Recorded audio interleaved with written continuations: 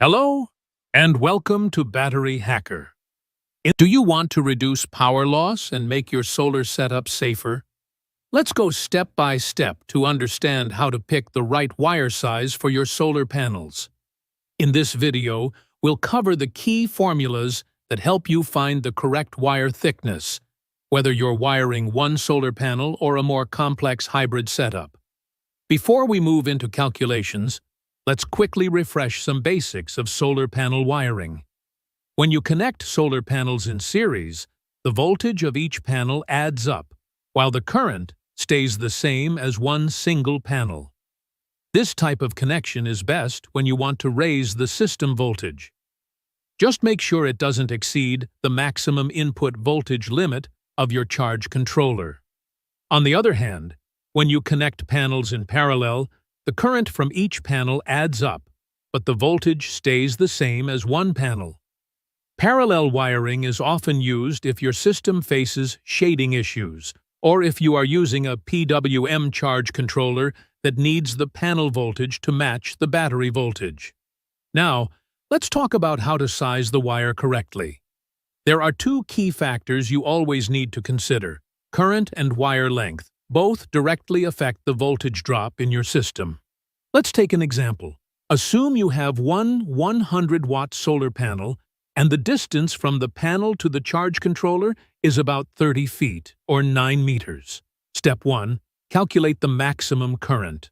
Look at the panel's short-circuit current, also called ISC. For this panel, it's 5.21 amps. To make it safe for outdoor conditions, we apply a 1.56 safety factor, which is a result of multiplying 125% by another 125%. So the maximum current, or Imax, will be 5.2. 1 amps multiplied by 1.56 equals 8.13 amps. This means the highest possible current that might flow through your wire is 8.13 amps. Next, we use a voltage drop calculator. The wire length is 30 feet, and we'll start by checking with a 10-gauge wire. Use DC voltage mode, enter the panel's operating voltage, and the calculated current of 8.13 amps. When we calculate, the voltage drop comes out to 2.38%, which is below the 3% limit, so a 10-gauge wire is suitable here. If your voltage drop is above 3%, then you either need to use a thicker wire like 8-gauge or reduce the wire length. It's also a good idea to keep your charge controller as close to the battery as possible. This helps reduce energy loss and also saves cost, since you'll need shorter, thinner cables for the low voltage side. Now let's move on to a slightly more advanced example, a hybrid solar system setup. Here we'll configure two panels in series and then two of those series strings in parallel. This type of setup is called a 2S2P system. In such cases, a combiner box is required, and it should always be placed as close to the solar panels as possible. We'll go step by step to calculate voltage, current, and finally, the right wire size for this setup. Step 1. Calculate the voltage and current for the series connection. When panels are connected in series, their voltages add up, while the current remains the same.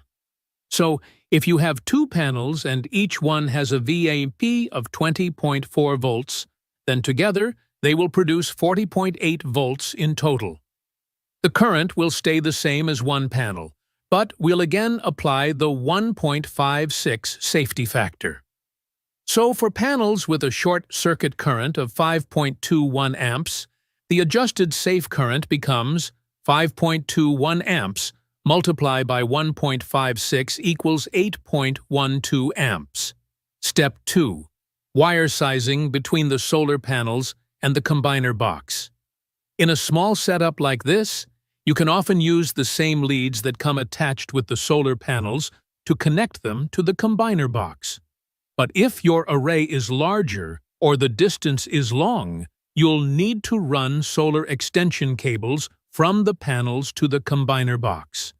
In that case, Use a voltage drop calculator again to check if your wire size is suitable for that distance. Step 3. Combining two series strings in parallel. When we combine two series strings in parallel, the current doubles, while the voltage stays the same as one series string. So, in this case, with two series strings each carrying 8.12 amps, the total current at the combiner box will be 8.12 amps multiplied by 2 equals 16.25 amps. Now let's say the combiner box is about 50 feet away from the charge controller. For this 50-foot run and current of around 16.25 amps, an 8-gauge, 10 millimeters squared wire is recommended. You can confirm this using a voltage drop calculator. It will show that 8-gauge wire keeps the voltage drop under control for that distance and current. However, an 8-gauge wire is quite expensive, around $90 for the required length in this example. To cut down the wiring cost, there's a smart adjustment you can make. Instead of a 2S2P setup, you can configure your system as 3S2P. That means adding one more panel in series per string.